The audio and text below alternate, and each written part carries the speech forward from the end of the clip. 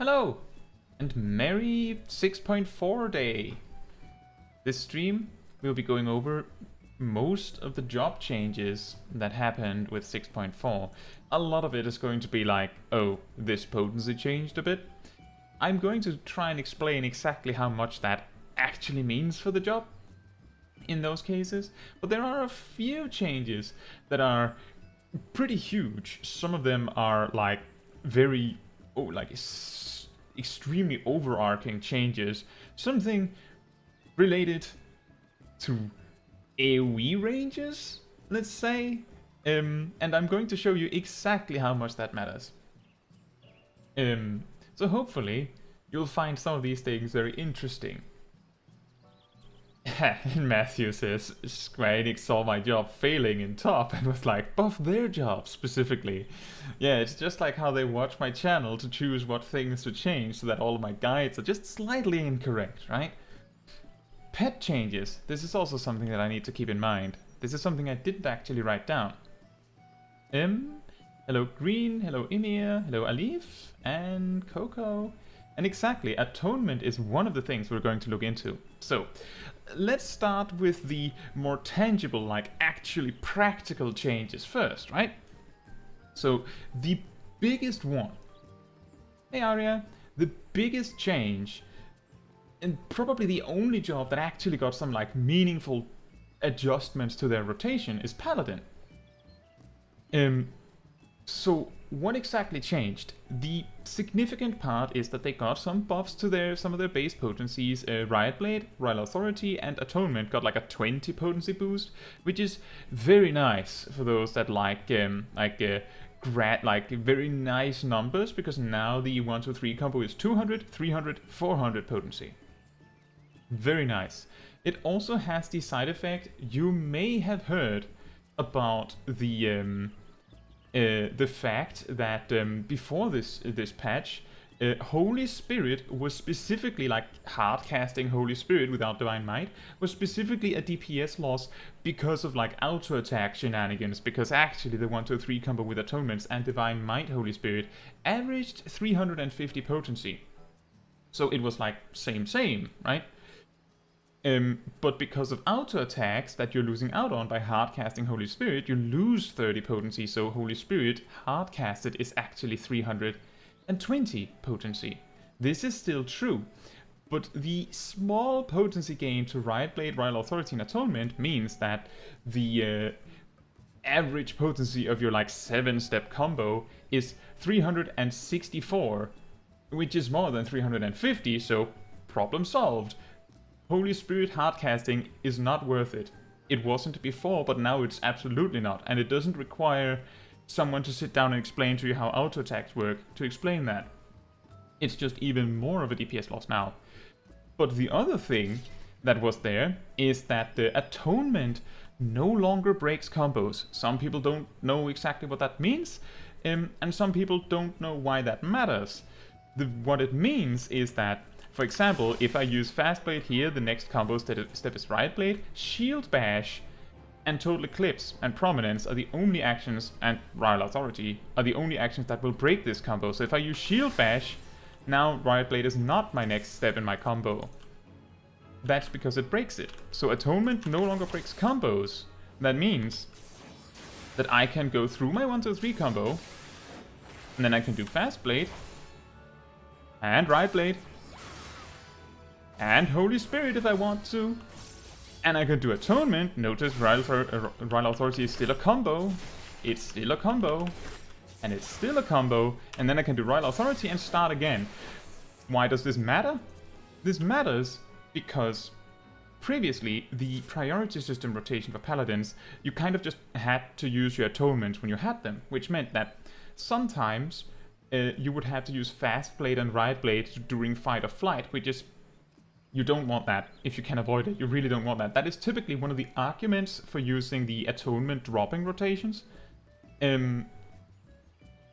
Because they will sacrifice like one Atonement every now and then, sometimes two, to make sure that the burst is correct. This is like, in a 7-minute loop, now you might have one Riot Blade. But Everything else is going to be either 2 Holy Spirits and Royal Authority, or Holy Spirit and 2 Atonements. For those that don't play Paladin, that doesn't make any sense, but basically it means that either you're getting the perfect burst without going out of your way to make it happen, or you're getting the second best burst. And the key thing here is that because of the buffs to Atonement, the second best burst is only 50 potency weaker than the best, which is not much. Before it was 70? Well, yeah, 70. Not a huge deal, right? But it's even less of a big deal now. So that's the general idea of the Paladin changes. They also got like a tiny buff to Circle of Scorn. And they got a doubling of the radius of Divine Veil. Let me put it like this. That gigantic animation is mostly accurate to how big the area actually is. There's a lot of jobs that got a change like this. Most jobs did, in fact. I think the only thing, like AoE buff thing that I didn't see get this change was, I think, Whispering Dawn. Yeah, Whispering Dawn is still 15, but basically everything else is 30 yawns. And now you might be sitting there thinking, how much is 30 yawns? And some of you who have unlocked Astrologian might have gone, well, Collective Unconscious also got 30 yawns, and that's like a huge dome, so surely we can just observe it there. Let me put it like this. That, I am pretty sure, is not 30 yawns. That is not 30 yawns. I'm pretty sure that that is inaccurate. Now, the reason I say this is because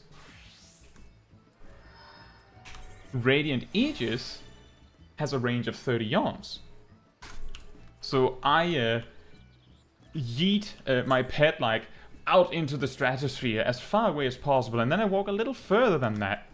So I'm pretty sure this is more than 30 yawns, okay? So I use Radiant Aegis on myself.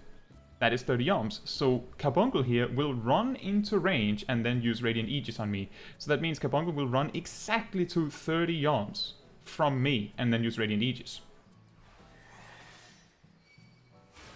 That...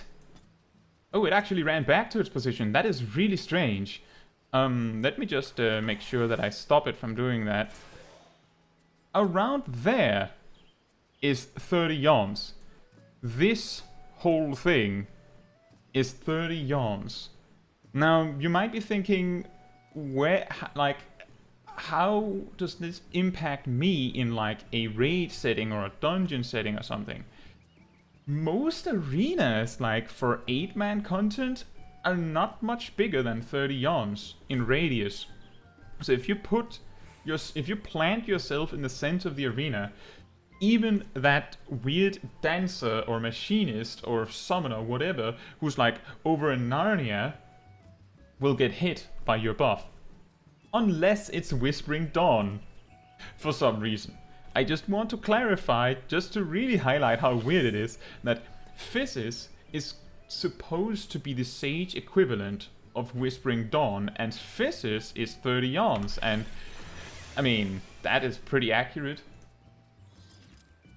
And correct, Selene has been deleted as a spell. For some reason they have called it Summon Eos still. There is a quest that you can take. Let me just see if I can find it.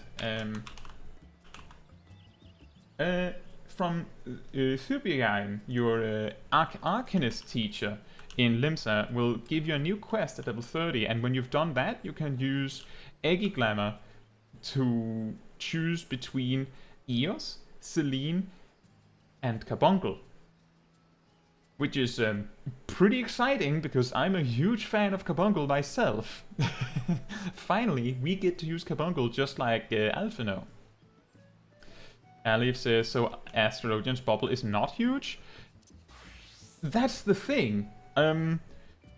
If there's anyone on an EU data center watching that is logged in, we can test this.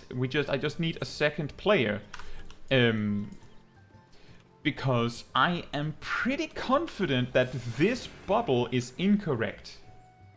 Like, I'm pretty sure that this bubble is like inaccurate in like what it looks like. The actual radius of the bubble is 30. Oh yeah, so it makes sense in the tooltip. Let's see here. Creates a celestial ring 8 yalms around the caster, and then reduces damage taken by 10% and applies Wheel of Fortune to self and any party members within 30 yalms.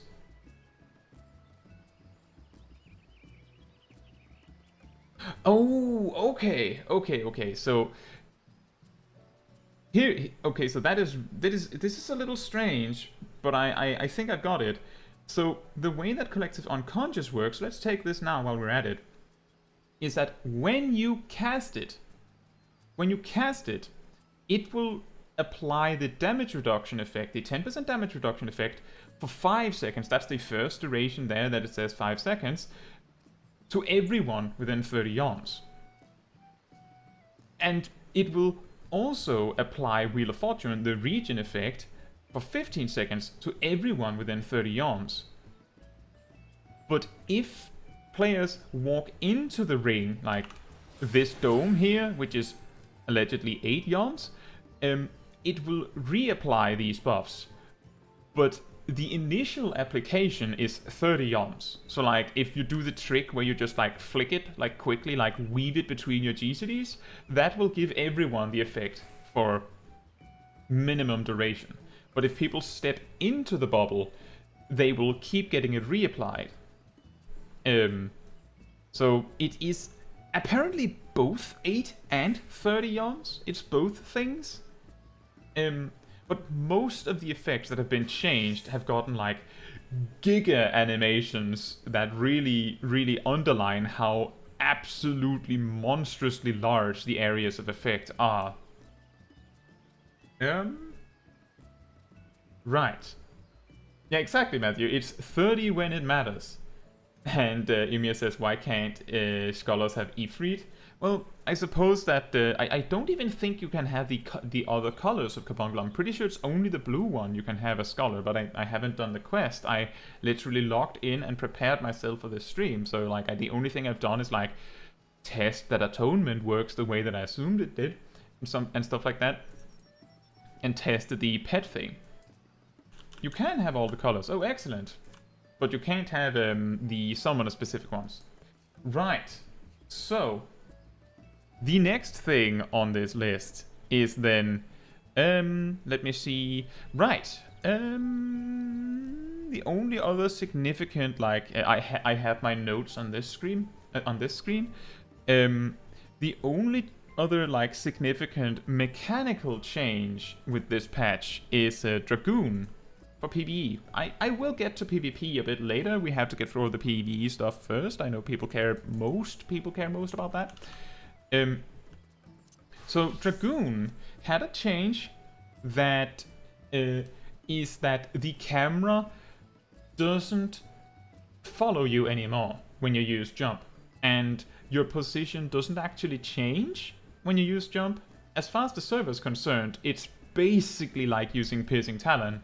Like, it's a ranged attack. I haven't tested this, so watch me be wrong about this. Yeah, so you see, the camera stays put right here where we are, and just smacks the target. What does that mean for you? It means that before the change, when you use jump, when your character was like pulled over to the target, like when you use jump, you would like move, your character would actually move over here, like your targeting reticle would actually like gradually move over here and then back. That actually mattered, because when you dumped down on the enemy with jump, when you landed here, you would actually get like debuffs or get hit by mechanics that resolved in this area, which meant you could get killed by something by using jump, which sometimes was really awkward. You may have seen me complain about this when playing Dragoon on the Small Kai streams. this is no longer a problem. As far as the game is concerned, high jump and regular jump are just ranged attacks. That's it. They don't have any fancy gimmicks. The return you to your original position after the attack is made part is actually completely irrelevant because it doesn't move you anywhere. It's just an attack. Hey Caetsu. It's nice. I don't think any Dragoons will miss this. Honestly, I also like that it just stays put. It gives you a better chance of actually seeing the animation play out. Now, that means that the next step is all of the number changes. So just to be clear, that 30 yalms thing I talked about before covers a lot of actions. We're talking Divine Veil, Shake It Off, Missionary, which shares cooldown with Shake It Off, Heart of Light, which does not share cooldown with Shake It Off. Let's see. Kirahol, Kiraholi, Physis, Holos, Panheimer, Fey Illumination, for some reason, not Whispering Dawn. I believe Fey Blessing, or maybe not Fey Blessing.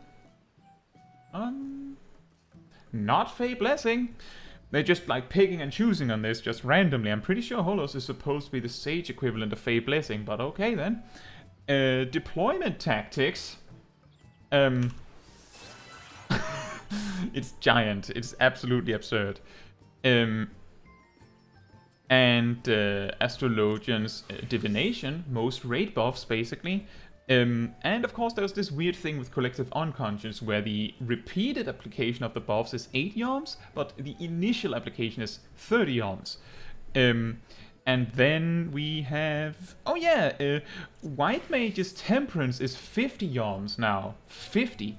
That is also the same for the Dancers, perpetual buffs, the 3 songs that play all the time. They are actually applied in a 50 yalm radius around you. 50 yalms is so big that I'm pretty sure that even an Alliance raid arena isn't big enough. You have to stand in one corner, of the arena, and your target, the person that you want to give the buff, has to stand in the other corner, and then there's a chance they don't get it. It's basically unavoidable that you get it.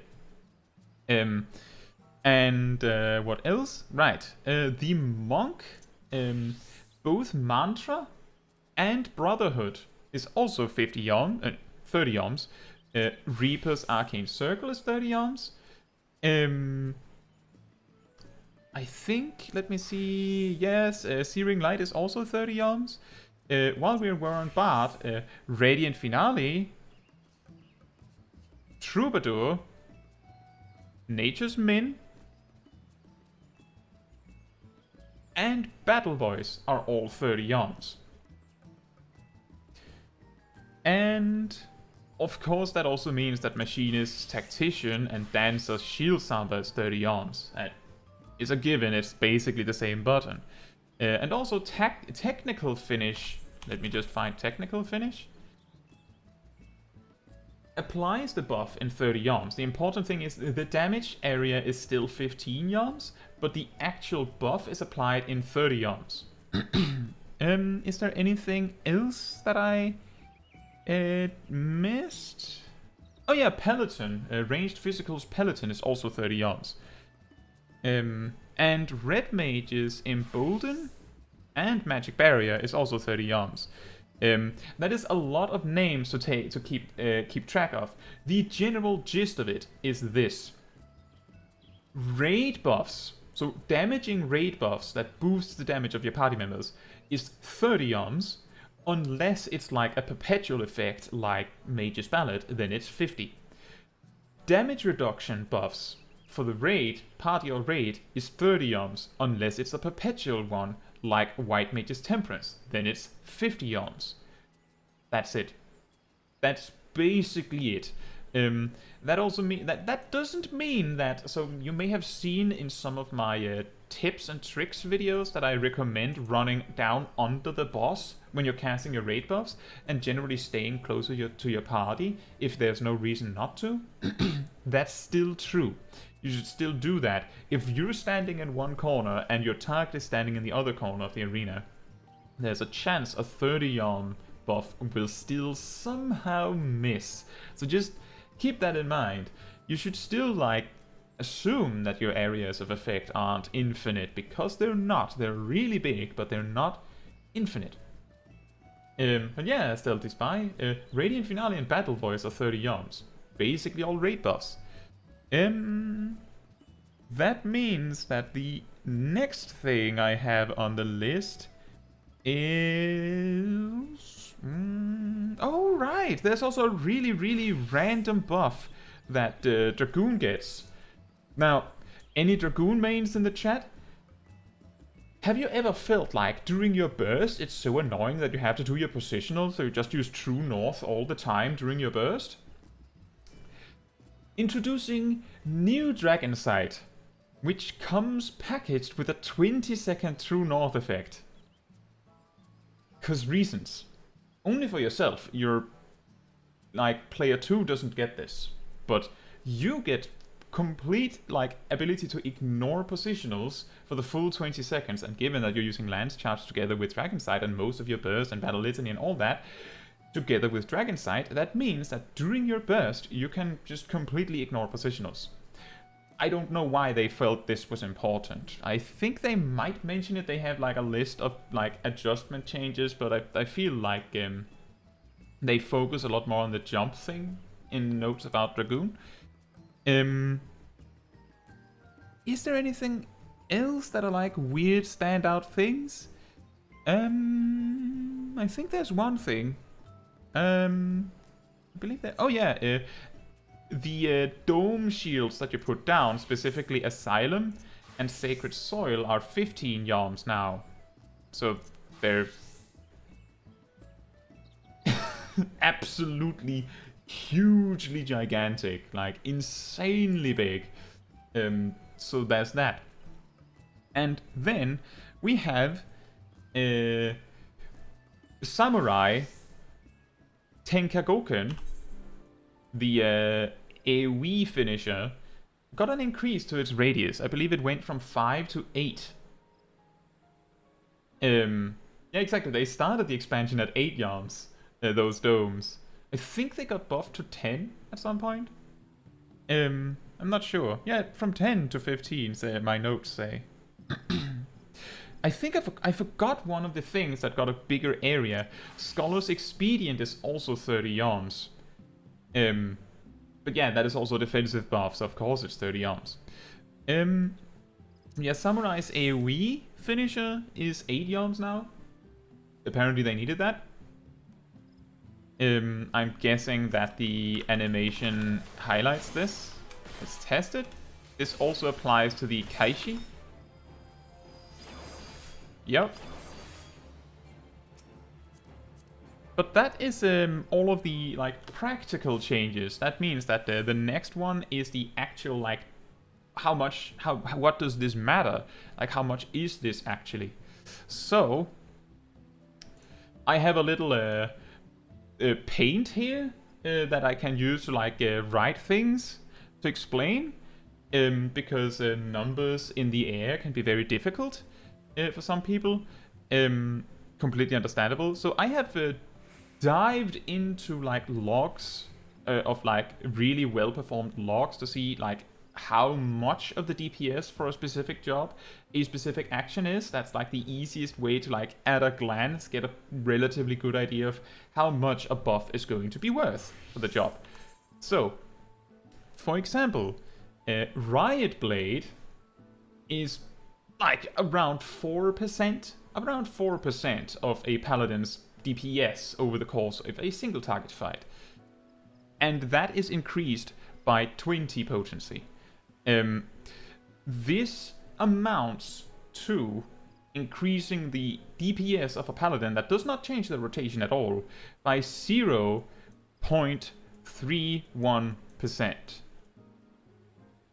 0.31%. from just the Riot Blade boost. Now, I'm just explaining how I made these calculations because it's going to take all day to get over this if I have to explain these exact percentages every time.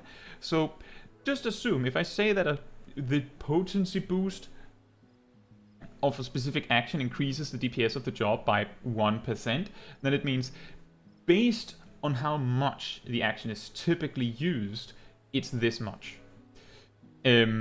Royal Authority is actually 0.27%, according to what I could find. This is possibly because sometimes you don't actually make it to Royal Authority in your combo for reasons. And Atonement is actually 0.94.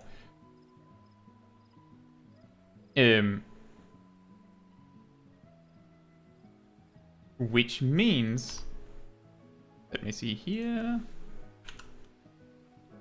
that this like big boost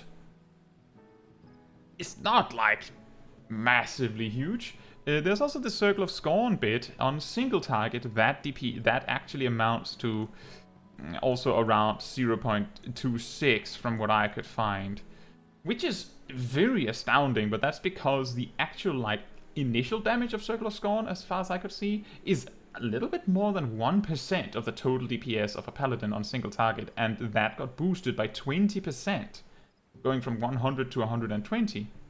So this amounts to a total of 1.78% DPS gain, assuming that all of these atonement changes does not amount to any change at all, which is not the case. It will absolutely increase the DPS of Paladin. Not certain by how much, probably more than this, but this is like, if you don't change how you play today as a Paladin, you play exactly the same way as you did yesterday, you'll gain about 2% DPS. That's it. Next, Warrior got a 10 potency increase to their step 3 combos. 10, which amounts to around 0.32%. Which is actually quite impressive for 10 potency. There's also the part that I forgot to mention earlier, that Vengeance now is just one buff instead of 2 buffs, instead of being both the retaliation damage and then the damage reduction. It's just one buff. It doesn't matter in most content. I think maybe it matters on top, the ultimate, because there's like something with a problem with too many buffs in that specific encounter, but basically everything else, it doesn't matter. Then Fellcleave got a 30% buff, or 30 potency buff, which actually amounts to around 1.69, nice, potency boost over the course of a fight, right? And Upheaval also got a 30 potency boost, which is around 0.4. And Inner Chaos also got a 10 potency boost, which is like 0.21%.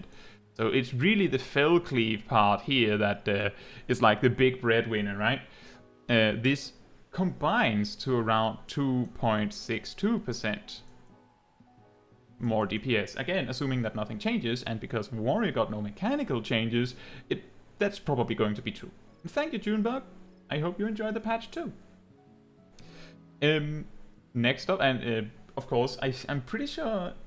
Yeah, I have made it so that you can pause and like rewind the stream. So if you want to take a little closer look on some of these numbers, you can always just wind back, and then you can just ask me if there's something you feel I didn't clarify well enough. That is totally fine. Gunbreaker got a relatively small boost as well. Keen Edge and Brutal Shell each got a 30 potency boost. Keen Edge amounts to around 0.7879%, which is surprising, and Brutal Shell amounts to 0.71%. So the thing that is important to note is that it is not surprising that the later steps of the combo gain less from these boosts, both because relatively speaking they get less of a potency boost, and also because there's a bigger chance that you don't finish the combos, so the step 1 is almost always likely to benefit more from potency gains when the job is buffed. So these two combines to around 1.51%, Which is, just to remind you, Paladin was like really close to 2%. But they got like more buffs, in my opinion. Kind of funny that. Is there anyone else? Right, next is Samurai. So Samurai got a 60 potency buff to Hisatsu Senye, 60 potency, and that amounts to around 0.30%. Oki Namikiri and Kaishi Namikiri also got that 60 potency boost, and they each give 0.38%, so that's 2 of those. Because they're considered obviously separate attacks, and of course this is even bigger if there are multiple targets, because the attack being AoE. And finally, Shoha got a 40 potency boost, which also amounts to around 0.36%. Like, I just want you to be aware, to take note here that this is not 3.6% or 36%. It is 0.36%. It's really small, and I think it's important to think about these things, because when people see potency boosts for a job that they think is overpowered or underpowered, they often forget how much that matters. Like, 3% is actually really big if the job needs a boost, but it's not that big of a deal if it didn't need it in the first place. And Samurai gains around 1.41% boost from this. Is there anyone else left gaining something? There is White Mage, Sage, and Black Mage. So let's see with Black Mage. So Black Mage is actually a little interesting, I feel. Because Black Mage likes spell speed, this makes it a lot more interesting than what happens here. It's not anything big, right? But you have to remember that Xenoglossy, you get 1 every 30 seconds and an extra 1 every 2 minutes. That's it. That's final. Your spell speed does not change this. So when Xenoglossy is boosted, it boosts low spell speed Black Mages more than it boosts high spell speed Black Mages. But it also boosts Black Mages DPS in a very controlled manner, because you only get you get 5 of them every 2 minutes. So in 2 minutes, this boost, which I believe, let me just check to be sure that I wrote that right. Yes, an 80 potency boost.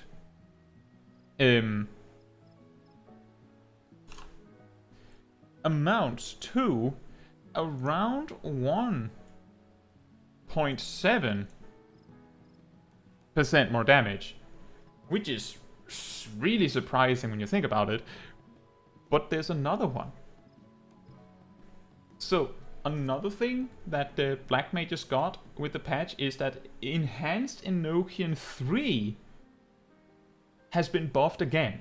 So I just want you to know that originally we had Enochian gave 5%, Enhanced gave 10%, Enhanced 2 gave 15%, and Enhanced 3 gave 20%. They've buffed it to 21% and then buffed it to 23%. How much does that matter? Enhanced Enochian 3 is equivalent to making... So if you did 10,000 DPS before, not important whether you did or not, this would change your DPS to 10,165. So a 1.65% DPS increase just across the board. There's no discussion here. It's just you change nothing and you get 1.65% more DPS. Combine it with this, and it's closer to a 3.38% DPS boost for Black Mage. So around 3.5%, right? For your average Black Mage. Now, it's hard for me to tell with the Black Mages that I researched whether they use a spell speed build or a crit build, but it's fair to say that if you're using a crit build, this part is going to be the big winner. Whereas if you're using a speed build, this part is going to be the big winner, right?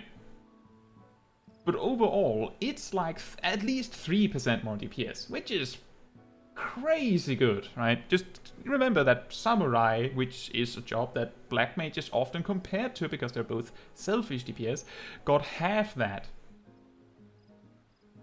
And then we have White Mage, which is another selfish DPS job. Really funny when you think about it. Dia got its initial potency and the damage over time potency increased by 5. Which is actually a 1%. Just flat out 1% DPS boost for White Mage. Just 1%. It's surprisingly big, I feel. And now, remember that these 5 potency equate to 55 potency per Dia cast, because there's the initial hit and then 10 ticks. That's 55 potency increase. Now, Sage also got this boost to Eucratian doses 3. Increased by 5 potency, exactly 5. But because Eucratian doses does not have any initial damage attached, it is a 50 potency increase. But because of how Sage's damage profile is compared to White Mage, this is actually a 1.05% damage boost for Sage. Now you might be wondering, how's that possible? That's because White Mage has Presence of Mind, which means that a bigger portion of its DPS is going to be Glare, and it has Afflatus Misery, which means that also takes a huge portion, and you get 1 Afflatus Misery every minute, and Afflatus Misery is stronger than 2 Flemers, and Flemmer you get 1.5 of every minute. So unless it's like a really specific situation where Sage has an advantage, in most cases, White Mage's damage profile is like much more heavily leaned towards direct damage, where Sage has a little bit more focus on dot damage. Yeah, I think that's everything for PvE stuff. Anything that surprised you guys about this? Any surprising revelations about these damage numbers?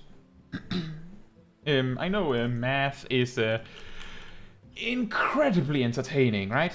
I know, but it is sometimes important to take a closer look at these numbers. Now, the key thing and the important thing is that we were told in the live letter that their aim was to bring the tanks more in line. Like, that was the key objective of this patch, as far as I understood. Like, that was like a key thing they aimed to do, and the target was all the other tanks are weaker than Dark Knight, supposedly, and proportionally we have to make the assumption that as far as the developers are concerned, Warrior's weakest, then Paladin, and then Gunbreaker. Unless the Atonement fix is assumed to give a bigger DPS gain from Paladin than Warrior. But you can see all 3 get like proportional potency boosts based on about what they need, right? I also want to point out, because someone mentioned on my Discord community server that Black Mage, it was absurd that Black Mage got buffs and Summoner and Red Mage didn't. Because Black Mage is too strong as a mage, something, and they showed specifically logs from the top, so the most recent ultimate, indicating that Black Mage is a lot stronger than the other 2 mages. The key thing here to remember is that if all tanks get a damage buff and all healers get a damage buff, hypothetically speaking, then all DPS jobs that have a raid buff also get buffed, because that means their raid buff is better. Black Mage and Samurai do not have a raid buff, so that means that the buffs that are going out to all the tanks except Dark Knight and the 2 selfish healers who need it, means that any group that features any of these jobs will buff any raid buffs that they also happen to have. Kind of important. Important detail. And Black Mage is the least represented job in logs for top. Like, actually the least represented job, which has a tendency to skew logs, because more popular jobs mean that there's like a bigger range of skill level. Like, there's a bigger chance that a mediocre summoner is going to play summoner in top than a mediocre black mage is going to play black mage in top. There's a much bigger chance that there's a much bigger chance that black mages that are doing top are black mage mains, like die-hard black mage players that are only going to be playing black mage. They're not going to play summoner, even though it would be easier. So that means that the average black mage log for top is going to be skewed higher than the average performance of a summoner, for example. And I'm specifically using summoner because summoner is considered the easiest job in the game by many. Thank you so much, Aria. I found this in someone else's wallet. He makes all the guild. Thank you so much. So I hope this makes sense. The reasons why some of these, like why logs can be really complicated to read, because there's more to it than, oh, this job is doing better than that job. Because if you go down and look deeper into it, you'll see that there are fewer logs of the harder job, which means that it is skewed heavier towards the better players.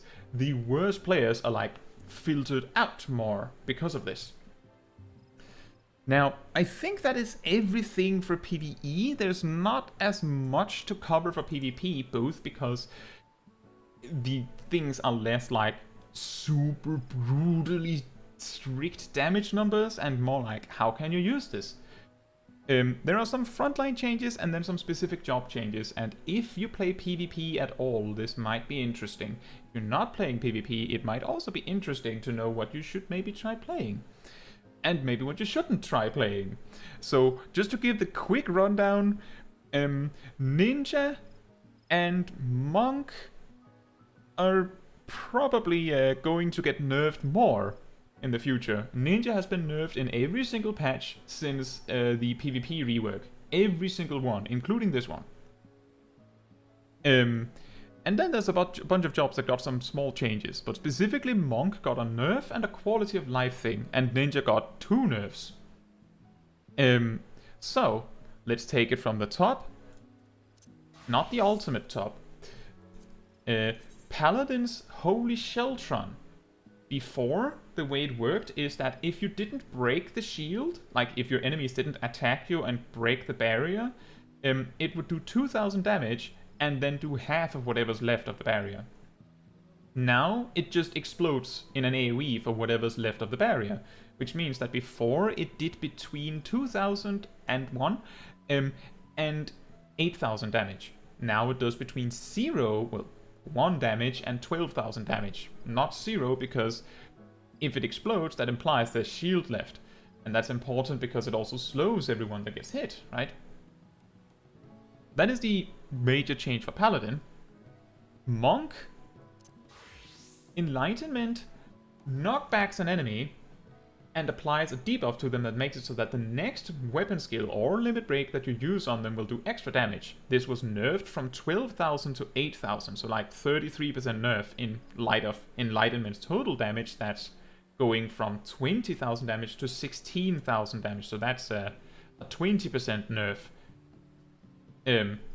But the specific insanely overpowered thing that is hampered by this is that if you use Rising Phoenix and Enlightenment and Meteor Drive, your limit break, you can, and then of course something like Six-Sided Star and Phantom Rush, like combine all of these things and you can like one-shot a red mage without them having any opportunity to retaliate at all. Or a black mage, or any healer really. This is a little harder to do now, because those 4,000 damage were pretty crucial to do this combo. as far as I know at least. This isn't the same in PvE in Frontline, you have to remember, we'll get to that. But in Crystalline Conflict, a monk can do 18,000 with this plus this, so that's 21,000, 25,000, 33,000, and then do up to 24 plus another 12, so 36,000 with these two attacks, like boom. So you hardly needed anything, but now that they've nerfed this means that just these two steps are 32,000 instead. Like, those two in one single action. It's a little bit more survivable, right? Dragoon had some potency changes. I'm really confused why that is. I'm pretty sure Dragoon is crazy good in PvP, but maybe that's just me. The first one, if you play PvP, like Frontline, maybe Crystalline Conflict, you may have gotten like a tick, like, of fright whenever you hear the sound of Wormwind Thrust. Actually, let me go to Wolf's Den Pier. That is probably a lot easier to demonstrate some of these things. It is indeed subtle. It is baffling that Dragoon keeps getting buffed patch after patch, because I don't know what they're seeing that I'm not. What I'm seeing is every time I've done Crystalline Conflict, it's been a while, but every time I've done Crystalline Conflict, Dragoon has been so overwhelmingly represented that I can't possibly imagine that it's underpowered. Now, if you play PvP, there's a good chance that you have like a tick where you get scared and look around every time you hear this.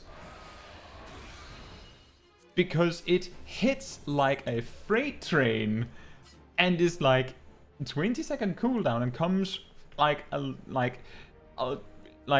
lightning from a blue sky. It is crazy.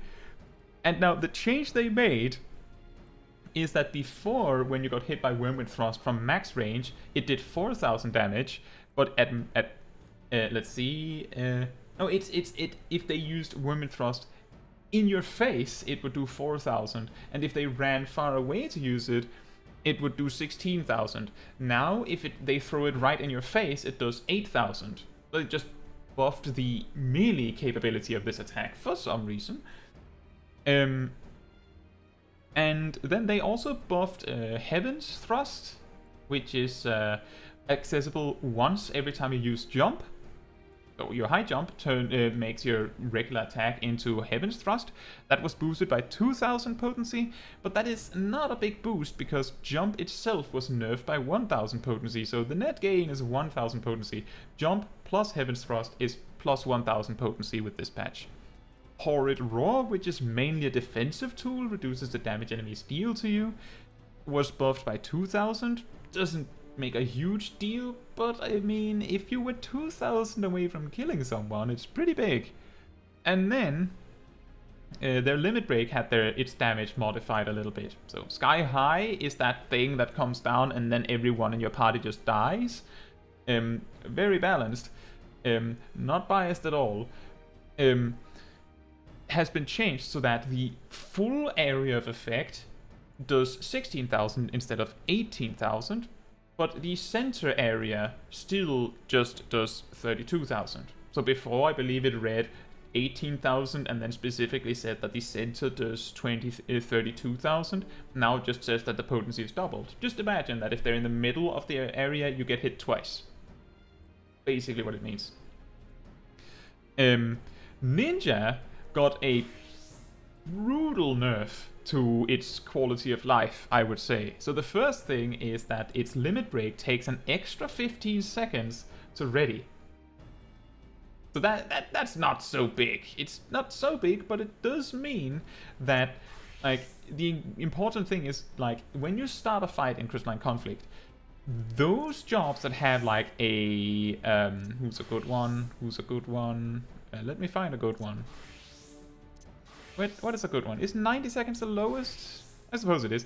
The jobs that have a 90-second charge time on their limit break will all be able to use their limit breaks at the same time 90 seconds into the fight, assuming they didn't die, because them dying halts the limit break charge for a little bit. Weirdly. So that means that Ninja being on 105 seconds instead means that that all the jobs that have a 90-second charge time have those 15 seconds to use their limit breaks before Ninja even gets a chance to use theirs. It's like, I guess it's something that matters at like really high skill levels, but it still matters. Especially like if you're playing Ninja, then this is going to feel awkward. Speaking of awkward, Bunshin, the way it works is that you use it, you get a 10-second 8,000 health shield. Not that big, better than nothing, and then it makes it so that basically all of your weapon skills hit 2 times. Except when you're using Fuma Shuriken or Assassinate, it does only half damage the second hit. Generally what this means is that whether you use it on Fuma Shuriken or your 1-2-3 combos, it's going to boost your damage by approximately the same. With the exception that Assassinate gets 6,000 damage out of it, whereas Aeolian Edge gets 5,000. 4,000? 3,000, and then Fuma Shuriken also gets 3,000. But now, this buff that makes those 5 attacks hit twice only lasts 20 seconds instead of 30. The reason this matters is because normally you could use Bunshin like way early, like while the countdown is happening in Crystalline Conflict. You could use it like 20 seconds before fight starts, and then you might be able to run up and use Fuma Shuriken on one of the enemies and get a double hit. And then Bunshin is ready again, so you can use it again. So basically Bunshin having a 30-second duration and 30-second cooldown meant that you just click it on cooldown, just give me those 5 extra hits free. And there was very little downside to that. Now that it only lasts 20 seconds, there's actually a 10-second window where you don't have Bunshin and where it could run out. So like, you don't just have forever to use your attacks, and you just use Bunshin if it's available, right? It changes some things, and it doesn't sound like it's that much, but the way that it feels to play the job might get impacted heavily, like really heavily. Oh, there's Sip. And then we have Samurai, who got an interesting buff. It's not huge, but he starts Chitin. This is the counter that makes it so that if anyone hits you within the next 5 seconds, you smack them back for a little bit of damage and gives them a debuff that makes them take 25% extra damage. Also, you take 25% less damage while it's active. 20% uptime, pretty good. Now, this damage boost is not important. It is not important. Ymir knows what's up. The buff is that the Kazushi buff, or debuff, that it applies to people that attack you, lasts 1 extra second. Why does that matter? Because if you get hit by Zansetsuken, the limit break, while Kazushi is active on you, you just die. You just flat out die. Around these parts, we call it the whoopsie, because typically it kills you because you accidentally hit the samurai at the wrong time. Whoopsie. And this is easier to pull off now, because you have 1 extra second to, like, quickly target the specific person that smacked you so that you can kill them. Because that's typically how it goes wrong, that the samurai does everything right, uses Chitin and guard, and then the person that actually messes up and targets them is somewhere in like a pile of 10 other players in frontline, so you just cannot hit them specifically, and then you accidentally use your limit break on someone else, and they are not in line with the target that you wanted to hit, so no one dies, and then you die. But this extra second is very nice for the samurai, so I hope for you that you're a samurai main in PvP. There's a pretty big change to Reapers. I'll get to that a little bit later, but another small change is Sage. Toxicon applies a damage increasing debuff on everyone that it hits. That also applies to Toxicon 2. Both of these have gotten their duration increased by 1 second, from 5 to 6. I mean, okay. And then we have Bard. So, oh wow, that is a very simple tooltip. That is incredible. Before, Silent Nocturne did damage to the target in addition to silencing them for 3 seconds. Now, it has a shorter range, went from 25 to 15, it does no damage, and the silence is 2 seconds, which is probably fine. I want to remind you that the only other silence accessible in PvP is from Red Mage, and theirs also got nerfed to 2 seconds at some point. Silence is very strong. Speaking of silence, there's no nerf to Miracle of Nature this patch. Apparently. Finally they think it's fair.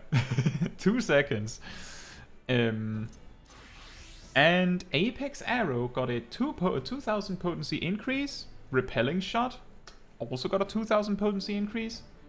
And then Warden's Paean. Warden's Paean had its effect buffed slightly in that when you successfully remove a debuff, the Warden's Grace buff reduces damage taken and increases healing received by 25% instead of 20%. Bit of a buff. Ymir says, you don't get the joke? Okay, so let me explain. Miracle of Nature, if I remember correctly, when they had reworked PvP, its effect was 30 yalms range, I think, or 25. Note that it's 10 now. I believe the duration was 4 or 5 seconds. It's 2 now. What Miracle of Nature does is that it basically just completely locks down the target. It's more powerful than Silence. It completely prevents the target from doing anything other than running for 2 seconds. And the only defense against this is if you're already guarding when the White Mage uses it. And remember, it has no cast time, so it's just you weren't guarding. So White Mage's Miracle of Nature has been nerfed every single patch up until this one.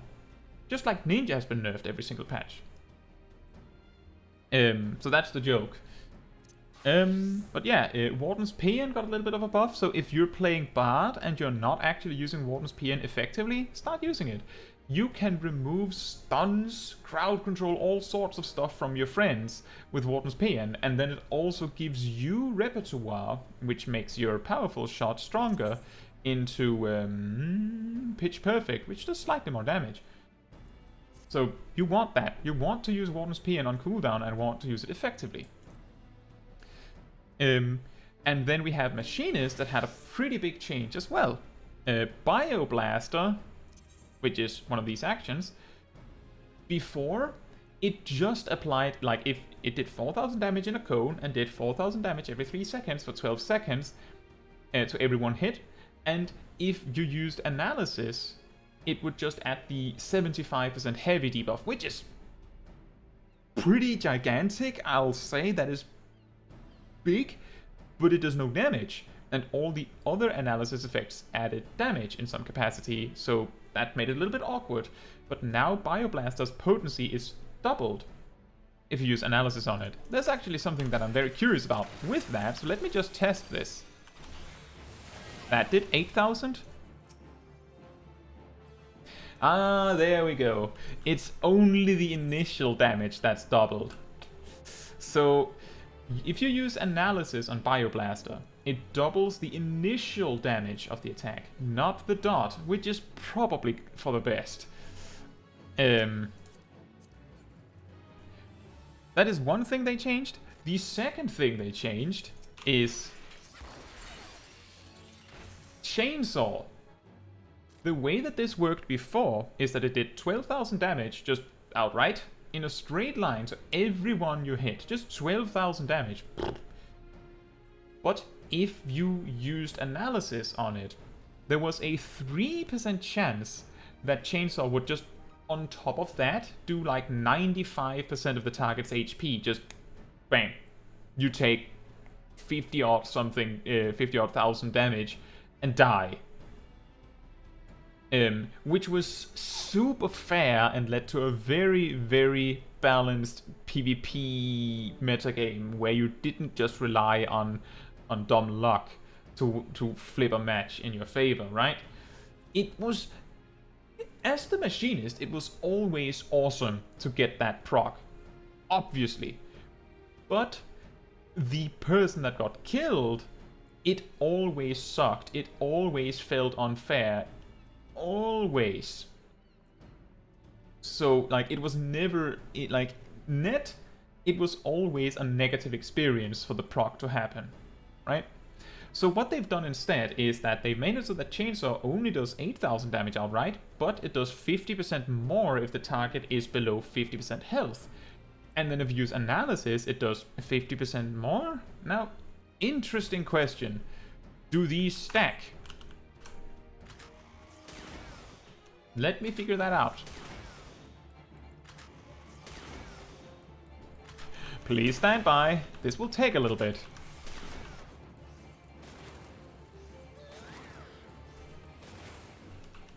Right.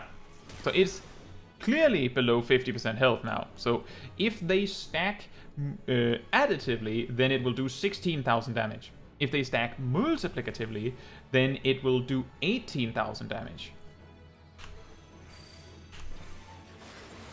They stack multiplicatively. What that means is that the first 50% is multiplied with the second 50%, which means that if you're using Analysis on Chainsaw on someone who's below 50% health, it will do 125% more damage instead of just 100%. Pretty big. But this is a lot more fair than the old version of Chainsaw, and will not kill you like lightning from a blue sky, right? It will not. That is not what's going to happen. It's more fair. It's still a really strong hit, exactly, but it is possible to counter it in some capacity now. And that leads us to Reaper, that got a very strange set of changes. So the first one is that Soul Slice had its cooldown reduced to 15 seconds. So every 30 seconds you will have 2 Soul Slices instead of every 40 seconds. That's pretty good. Makes it a lot easier to like naturally generate these Immortal Sacrifice stacks that boosts Plentiful Harvest. And it also just means that your DPS is like more consistently good. But that's not the weird thing. So if you played Reaper in PvP before this change, you will know that the way that it worked is that you used Grimswathe, which turned your Infernal Slice combo into Gibbet and then Gallows, and both of them just hit for 8,000. Just 8,000, 8,000. So it just moved your damage per GCD up to 8,000. Then you could, you could use Gibbet and then Gallows and then Soul Slice and then Soul Slice again. So like, do a lot of 8,000s, and you could also use Plentiful Harvest to then finish up with 24,000 if that's what you wanted to. But 8,000 damage, right? They have changed Grimswathe to only give you 1 Soul Reaver stack, which does not make any sense until you realize that they have removed Gibbet and Gallows from PvP, and instead Infernal Slice combo turns into Guillotine, which also does 8,000 damage, but in a cone. I don't know why, because apparently the developer note on this is that they felt that Reaper wasn't doing enough damage in PvP, like their burst damage was lacking. But this does not boost their burst damage. Like, it boosts their AoE damage, but it does not improve their ability to kill one thing. And the thing that Reaper's really, really good at is killing one thing with Death Warrant. So what Death Warrant effectively does, you put it on someone, and then all the damage you do in the next 7 seconds, it just accumulates. And then when the timer runs out, it smacks the person for half that damage again. And an important detail here is that if you use Death Warrant while someone is not guarding, and then do like 30,000 damage before they start guarding, Death Warrant will do 15,000 through the guard. Like, it just ignores the guard because of snapshotting.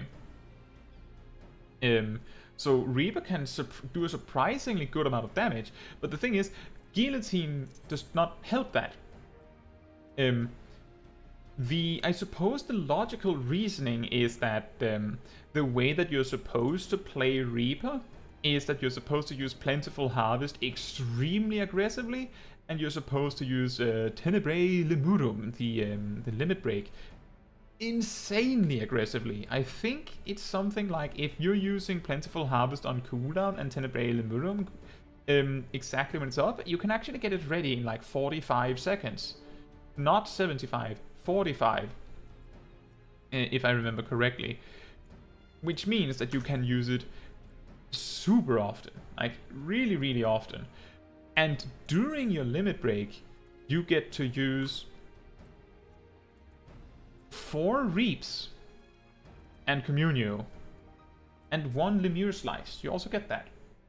And those Reaps do 8,000 damage each, and they take, 6 seconds to perform, and Communio itself also takes 1.5 seconds to perform, so optimally, your burst is to run up to someone, use your limit break to scare everyone else away, just get out of here, and then you use Death Warrant on your kill target, and then you just go to town.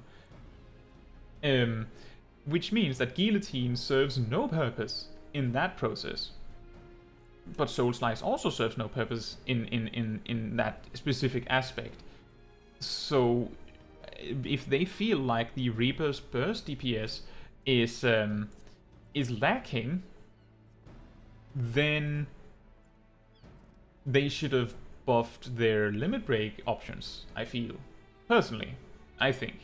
I suppose it's a Reaper PvP main might be better able to explain this, but as far as I know, the only thing I saw about this was someone that said that they're going to switch to Ninja now. So Reaper's not happy, I'm guessing. Maybe some of them are. I think the best explanation for this is that if you have 2 Soul Slices and you're going to use Guillotine and Plentiful Harvest, that's already 4 GCDs, and Death Warrant only lasts 7 seconds, so you don't have time for a 5th GCD, so Gibbet and Gallows being there simultaneously didn't actually give you anything. You're going to do that damage anyway, so Guillotine being a single AoE attack is actually just free.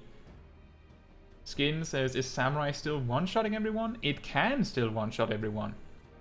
The only thing that Samurai got is that it's the debuff that lets it one-shot people lasts 1 extra second, so it's better at doing that now, so...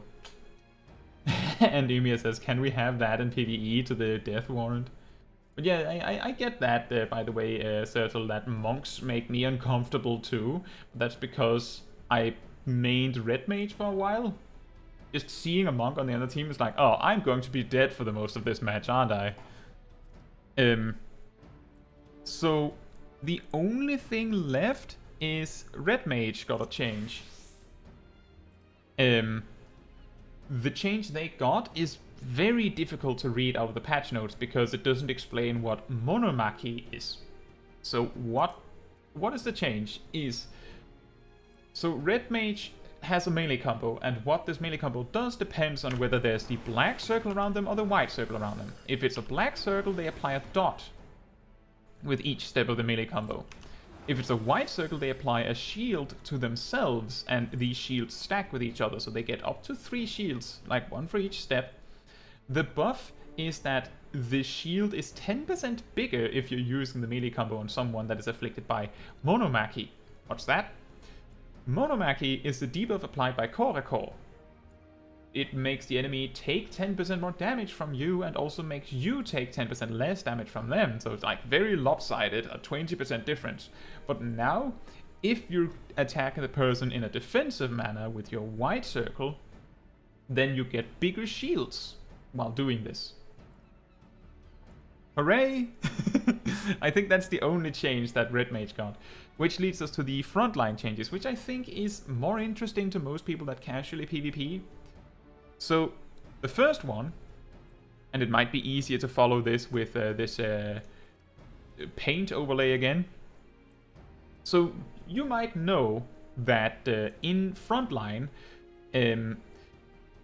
melee, so that means tanks and melee jobs, not Red Mage, even though it's kind of a melee, they take 60% less damage. And all ranged, all of it, so mages, healers, ranged physical, they take 30% less damage. This is why, when you're doing frontline, that Dragoon can just keep wailing on you and you can't kill him. That's because he's taking basically no damage. This have been changed a little bit. So the change is, the first change is that Warrior and Dark Knight do 10% less damage. Let me just undo that. They do 10% less. So they just get like a 10% blanket nerf to all of their damage. Wonder why? I feel like most of the damage they do is by dragging people off edges, but I believe that that specific frontline map has been discontinued for a bit. So they can't do that. Scholars actually has had their minus 10% damage output. That has actually been removed, so now they do full damage again. Excellent. And tanks and melee now take 50% less damage instead of 60%. So that is something. Now it's only half damage. It's also easier to calculate in your mind because it's not like, oh, it's about 2/5. It's half. Just take any damage you're going to do. It's going to be half that on a tank or a melee. Way easier in your mind. And ranged healers and mages take 25% less damage.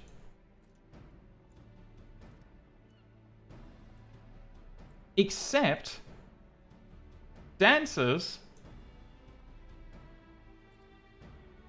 and red mages take 35. Let me just undo this. Take 35% less damage. Now you might be saying, wait, why are they getting different treatment? That's because dancer and red mage are almost melee jobs. Like, red mage, most of its damage comes from its melee combo. So it's basically like a melee DPS in spirit. It's not really a mage. It's similar to how I say that ninja is more like a ranged DPS that happens to feature melee attacks. Red mage is the opposite. And dancer has shorter range than the other ranged DPS, so it also has to come in close, especially because of honing dance and its limit break and things like that. So dancer and red mage kind of need this extra damage reduction to be able to function in frontline. And there are a few other things beyond this. And that is Dragoon. Whoops. Actually, this is going to take ages to write out. So, Dragoon, Samurai, and this is something you're going to be happy about, Skin, Dancer, and White Mage. Their limit breaks will just blankly take 15 extra seconds to charge in frontline. They just take 15 extra seconds, which means that Samurai will get to use its one shot less often. So that's at least something, right? And on the other side of the fence, Bard, their limit break will charge 15 seconds faster in frontline. And then there are two more things left. The first one is that apparently all crowd control, like they spelled it out, but it was basically stuns, sleeps, freeze, charm, fear, all crowd control, pretty much all crowd control as far as I could see, just last 25% less time in frontline. Like, just all crowd control just is 25% shorter in frontline, so there's a smaller chance that you're just going to get crowd controlled to death in frontline. You probably still are. Tabishi, we did the PvE changes at the start of the stream. Like the first 40 or 45 minutes of the stream. If you want to see those specifically. There are a lot of PvE changes. And then the final thing, if you've played Frontline and you've ever been hit by someone while you're mounted, you know that you get like basically all but snared to the floor for 10 seconds while you're like until you stop mounting, and then you still are slowed for 10 seconds. This is no longer how it works. They've removed the limping debuff that you get from that. Instead, when you're hit by an attack while you're mounted in Frontline, you just get dismounted and you can't mount again for 5 seconds. You get this debuff called Hoofing It, which does that. Probably for the best, because I know that a lot of like newer PvP players would often get caught up in this like, oh no, I have to escape, I'm being attacked, but I'm mounted, so I have to ride away, and then they just get killed because they don't dismount. And that's like, that would have been the best way for them to survive, is to dismount before they got attacked and just run on foot. And often they would just die from that instead. So this is a good change. Let's see, Kamikaze Equinox says, does that affect Black Mage Ice Phase? It should. It should, because that is also crowd control. Let me find the exact wording so that I'm as precise as can be. See here.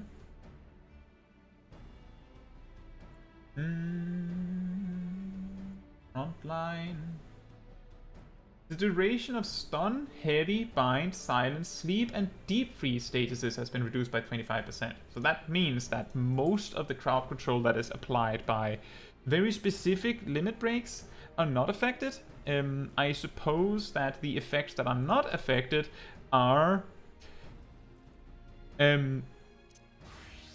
Charm,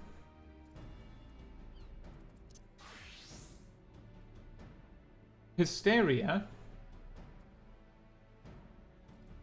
and Miracle of Nature! Woohoo! That one is still 2 seconds, so it like not nerf to white mages overpowered Miracle of Nature. But black mages effects are hit because the way that Super Flare works is that it will either apply a heavy, which is affected, a bind, which is also affected, or a deep freeze, which is also affected. As far as I could see, all of the debuff types that they stated are name dropped in Purify. Hey Margaret. There's also one change that I forgot to mention about Monk. It's like a really small thing, but let's see. So this wind resonance buff, which what it does is that it makes your GCD shorter when you use it, or when you have it. The one that is applied by Thunderclap lasts 10 seconds now instead of 5. And all of your like 1, 2, 3 combo stuff, they always, like the step 3s would extend wind resonance, they still do that. But Thunderclap now gives you the initial duration of 10 seconds instead of 5. I don't think it changes that much, but it's something. I think this is everything that I have on my notes about the changes. So if there's anything you guys would like to ask about in particular in terms of both the PvE and the PvP changes, anything you would like for me to elaborate on, it can also be that you just missed it if you joined the stream late. It's totally okay if there's something you were very curious about getting explained in particular, then we can go over that. Let me just scroll up in the stream chat a bit before we go on with that. Yeah. The thing is, with the Dragoon limit break, just to add on something Sertle said, is that the Dragoon limit break still does crazy damage. You have to remember that the damage numbers that it says on the limit break, remember that the Dragoon is going to be using Geistgagul first. So whatever it says on the limit break, it's going to do 25% more damage than that. So Sky Shatter, even though it says 16,000 and double that in the center, it's actually 20,000 and then 40,000 in the center, because you're not going to be using Sky Shatter without Geistgagul. And the likely scenario is you're going to use Geistgagul, Elusive Jump, Wormwind Thrust, which does 20,000 damage, then Sky High, Sky Shatter 40,000. So like, if you get hit by that Wormwind Thrust and then you're going, wait, where's the Dragoon that hit me with that? You need to heal yourself now, or you're dead. Yeah. I think... Is there anything else?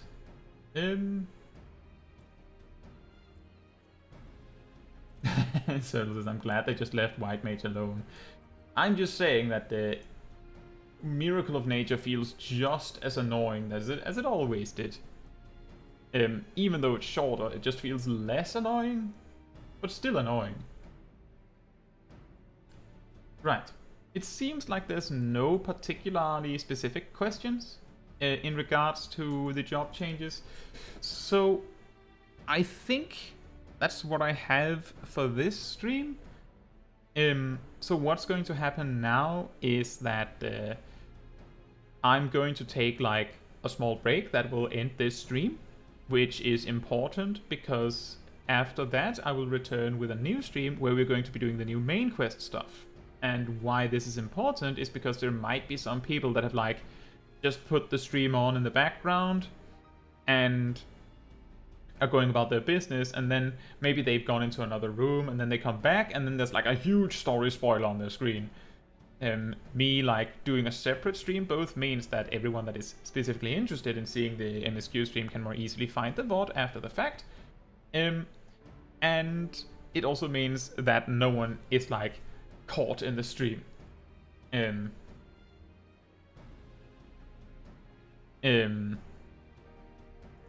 Kent says, what is the best class for a beginner in 6.4? Like, if you're a completely new player, then my recommendation is, if you want to be a DPS, then I suggest Summoner. So Arcanist later becomes Summoner. I'm going to be releasing some guides for Summoner again really soon. I already have guides on the channel, but I'm remaking them. If you want to be a healer, you should play White Mage first, so Conjurer, because it is the only healer you can start as, and also it is the one with the simplest kit, so you can always like experiment with the other healers once you've learned the basics.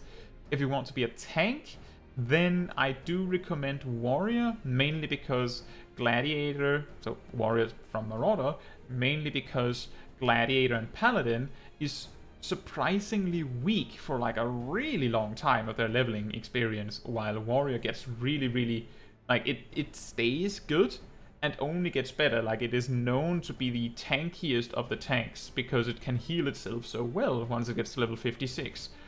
Its attack rotation is a little more complicated than Paladin, but that is not a big deal. You'll get around to, like, you'll learn it. I think if you're like new to tanking, you would rather have an easier tanking experience than an easier attacking experience. You'll figure it out. But yeah, Marauder for tank, Arcanist into Summoner for DPS, Conjurer for healing is my recommendation, Kent.